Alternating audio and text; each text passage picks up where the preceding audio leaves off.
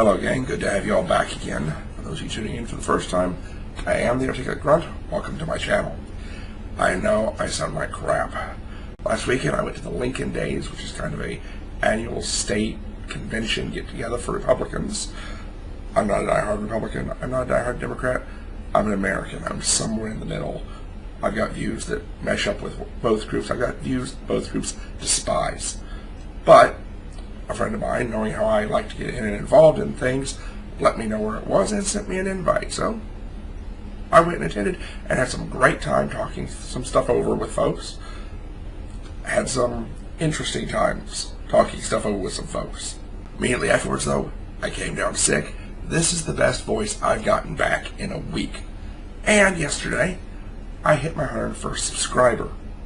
Now, being that I served and deployed with the 101st Screaming Eagles, even with my voice as it is, I felt I needed to get a vid out in honor of hitting that number, which I know to most YouTube commentators is some sort of joke, 101, ooh, but it's got meaning for me. So here we are. I'm going to keep this relatively short, try and preserve what little voice I've got, which is why the mic's all the way up here, so hopefully you can still hear me well. But let's go into a couple things I learned and found out attending Lincoln Days. First off, I found the state of Missouri actually has an initiative being worked forward. They're trying to push into law that would change how the court systems handle certain cases of divorce and child custody when one parent is an alcoholic or addict, no matter which is which, whether it's the male or female who's the alcoholic or addict. The initiative they're trying to put forth in the case of a separation or divorce would basically force the substance-dependent parent to clean up or get nothing. It's basically being looked at that if you've got one parent or parent of a couple involved in a divorce who is a severe alcoholic, who is a drug addict, then any alimony or such things they would be getting from the other partner would quite feasibly be wasted on such chemical dependencies. And thus, no alimony need be paid, no support rendered. Children would automatically go to the non-addicted parent. Because clearly if you've got one of the two parents who is addicted to a substance, they're probably not going to be the best role model. Now, of course, there are exceptions that are working into it. Things like, okay, one is an addict, the other is an abusive child molester. Okay, yeah, that doesn't work out. Let's not even go there. But in the case of a normal couple where one is an addict, the other is a hardworking member of society, the hardworking, contributing member of society gets the kids, doesn't have to pay crap, unless the addicted partner cleans up and flies straight. I also discovered a glowing, glaring similarity between Republican and Democratic Party minority groups.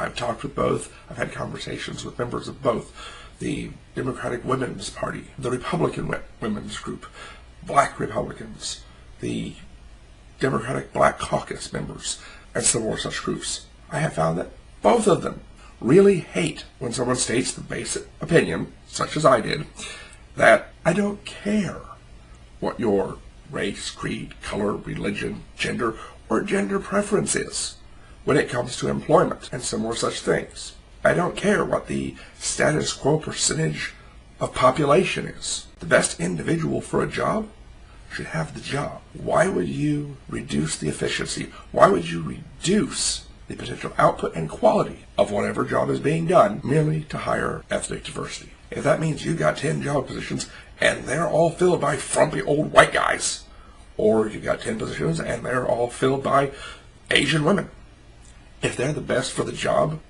they should have the job.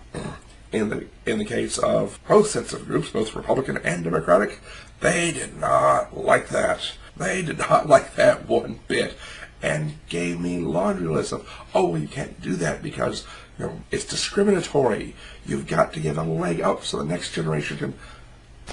I'm sorry, that may just be me being an arse, but the entirety of my life there has been college scholarship, aid programs, a variety of things that I could never touch, that were only available to minorities, women, etc., etc., etc. To give a leg up. If after I've climbed the cliff and you've been given a helicopter ride to the top, you still can't do it as well, fuck you. It is not equality to look at two people and go, this one is much better than this one.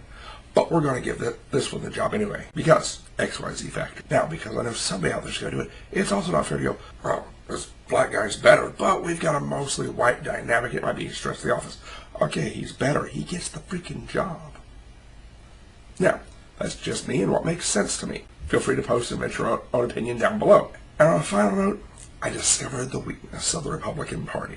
I spent 2 days in attendance, getting to know people, getting to know groups, meeting a lot of interesting folks, and I found the weakness. That's the true limiting factor and possible downfall of the Republican Party. They will not band together. Now, as I found with Democrats, they're like the ancient Japanese samurai. They will fight each other tooth and nail, but you bring in an outside threat, they come together, band together, and make a solid front. Most of the time. Obama's been hurting that as of late. The Republicans, though, seem unwilling or unable to set aside minor differences in opinion and stance.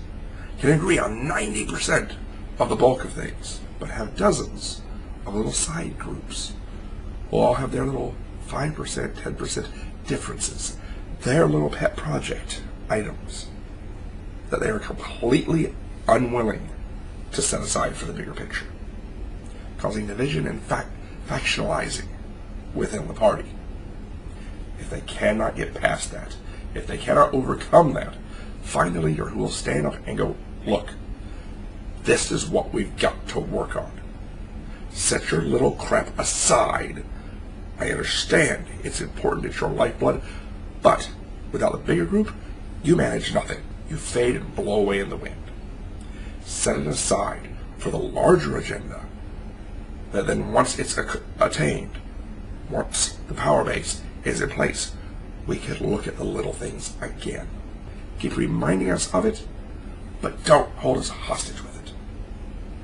Until they can find somebody who can stand up, do that, and make it work, they're going to keep having problems. Well, so much for keeping this short to save my voice. That's it for this episode. Leave me your comments down below. Like, dislike, subscribe. Shoot, get my numbers up. Let me know what you think. And remember, get up and look around. Find something that's worth your fight. Get up off the chair. Even though that hurts views for folks like me, get up and get involved in something that's worth your time, worth the possible loss to other things in your life to get involved and fight with. I'll be bringing you a couple possible ones for that here in the future in new vids, hopefully this coming week. So take care of yourselves. I am the Articulate Grunt, and I'll catch you later. Bye.